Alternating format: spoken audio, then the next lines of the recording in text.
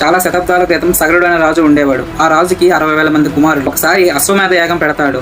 అంటే ఒక గుర్రాన్ని వదిలేస్తారు. అది ఎక్కడెక్కడో తిరుగుతూ ఎవరైనా ఆ గుర్రాన్ని ఆపితే వారితో యుద్ధం చేసి ఆ ప్రాంతాన్ని గెలవాలి. అలా సగర మహారాజు యాగాన్ని చేసి గుర్రాన్ని పంపిస్తాడు. ఆ గుర్రాన్ని ఇంద్రుడు దొంగతనం చేసి కపిల మహర్షి ఆశ్రయం వద్ద దాస్తాడు.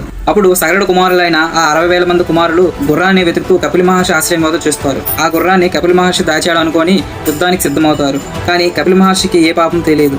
అప్పుడు కపిల మహర్షి ఆ కోపంతో ఆ 60,000 మంది కుమారులను బూడిద చేస్తాడు. వాళ్ళందరూ అలా బూడిదవుతారు. కానీ వాళ్ళ ఆత్మలు మోక్షం పొందవు. వాళ్ళకి మోక్షం రావాలంటే వాళ్ళు గంగాజలం కావాలని పెద్దవాళ్ళు చెబుతారు. గంగా స్వర్గంలో ఉంది. సగర మహారాజు మరికొందరు రాజులు గంగాజలం కోసం ప్రయత్నాలు చేస్తారు. కానీ విఫలమవుతాయి.